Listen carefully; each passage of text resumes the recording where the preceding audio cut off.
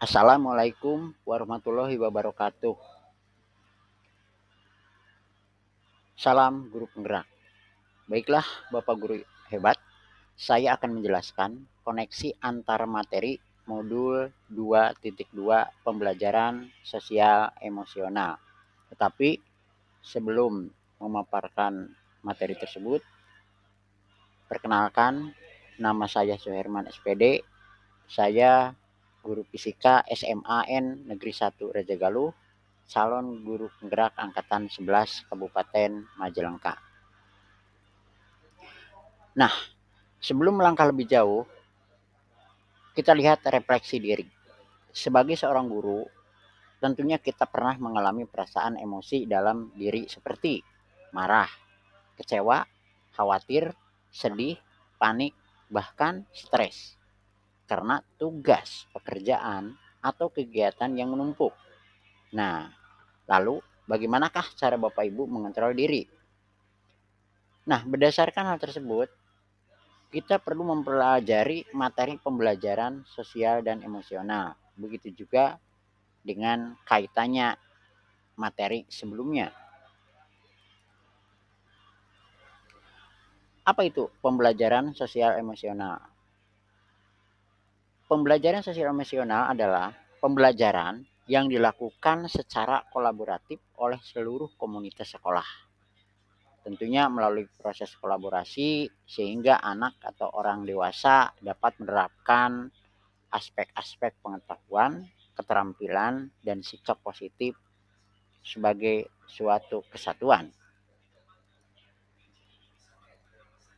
Nah, pertanyaan pemantik dalam pemaparan ini adalah yang pertama, apa kesimpulan tentang perubahan pengetahuan, keterampilan, sikap sebagai pemimpin pembelajaran setelah mempelajari pembelajaran sosial dan emosional? Yang kedua, apa kaitan pembelajaran sosial dan emosional yang telah dipelajari dengan modul sebelumnya? Nah, seorang guru harus perlu mempelajari materi tentang pembelajaran sosial dan emosional agar dapat memahami, menghayati, dan mengelola emosi. Ini termasuk dalam kesadaran diri. Menetapkan dan mencapai tujuan positif. Pengendalian diri, merasakan dan menunjukkan empati kepada orang lain, ini termasuk kesadaran sosial. Membangun dan mempertahankan hubungan yang positif, keterampilan berelasi, dan membuat keputusan yang bertanggung jawab. Ini ada dalam komponen pengambilan keputusan yang bertanggung jawab. Hal tersebut sesuai dengan 5 kompetensi sosial dan emosional yang harus dimiliki. Guru tentunya sebagai pemimpin pembelajaran harus menerapkan kelima kompetensi sosial dan emosional tersebut. Untuk apa? Untuk mewujudkan pembelajaran yang menyenangkan, aman, dan nyaman bagi murid dan juga guru itu sendiri.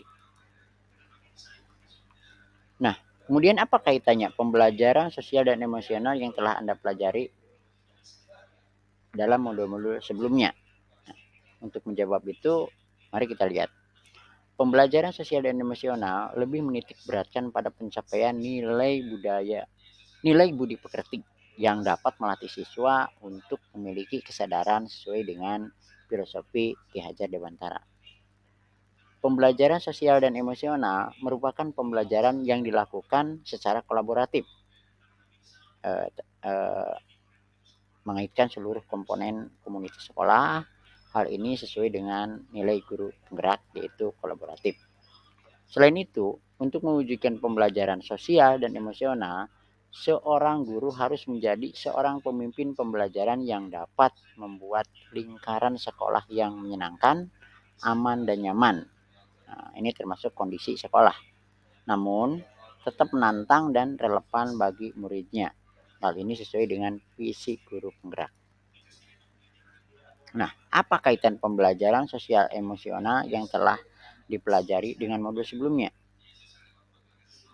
Nah, pembelajaran sosial dan emosional dapat terwujud jika seorang guru dapat menciptakan budaya positif sehingga dapat menciptakan siswa yang berkarakter. Pembelajaran sosial dan emosional erat kaitannya dengan pembelajaran berdiferensiasi karena satu sama lain menekankan pada kebutuhan belajar anak yang harus dipenuhi agar menghasilkan murid yang bertanggung jawab. Seluruh modul memiliki keterkaitan untuk mewujudkan pembelajaran yang berpihak pada murid sesuai dengan profil pelajar Pancasila. Nah, kemudian kita gali lebih dalam lagi. Kita lihat beberapa pertanyaan terkait dengan pemaparan koneksi antar materi ini.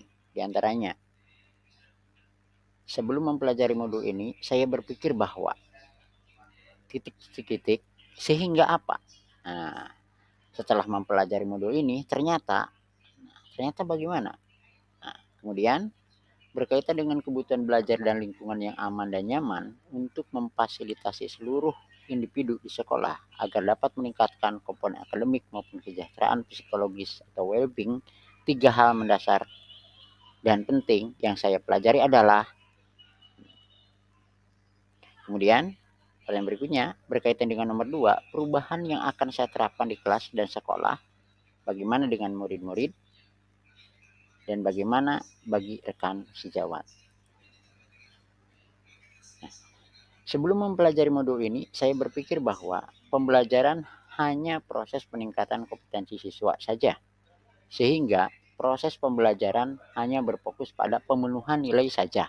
Namun, setelah mempelajari modul ini, ternyata belajar dapat mengubah karakter secara psikologis, sehingga anak akan memiliki kesadaran diri yang tinggi untuk memahami perasaan diri sendiri dan orang lain, memiliki manajemen diri untuk mengelola emosi, memiliki kesadaran sosial, sehingga peduli kepada orang lain, memiliki keterampilan berelasi agar dapat berkomunikasi secara efektif dengan orang lain dan dapat mengambil keputusan secara bertanggung jawab terhadap pilihan-pilihan yang ada pada masa sekarang dan masa yang akan datang.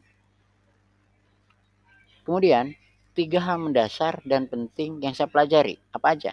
Yang pertama, menerapkan 5 kompetensi sosial dan emosional, yaitu kesadaran diri, manajemen diri, kesadaran sosial, keterampilan berelasi, pengambilan keputusan yang bertanggung jawab. Yang kedua, menerapkan praktik kesadaran penuh, mindful, dengan menggunakan teknik stop, take and breathe, observe, dan proses atau teknik lain yang sesuai. Yang ketiga, menerapkan 4 indikator PSE yang berkaitan dengan kelas dan sekolah, seperti pengajaran eksplisit, integrasi dalam praktek mengajar guru dan kurikulum akademik, penciptaan iklim kelas dan budaya sosial, penguatan KSE pendidik dan tenaga kependidikan di sekolah. Kemudian perubahan yang saya terapkan di kelas atau sekolah. Nah, bagi murid-murid, yang pertama, mengimplementasikan pengajaran eksplisit dalam kegiatan kulikuler dan ekstra kulikuler.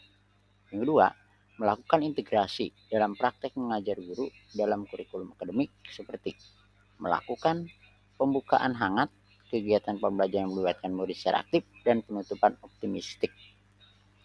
Berikutnya adalah yang ketiga, mewujudkan iklim kelas dan budaya sekolah melalui praktik guru dan gaya interaksi dengan murid, serta mengubah peraturan dan harapan sekolah.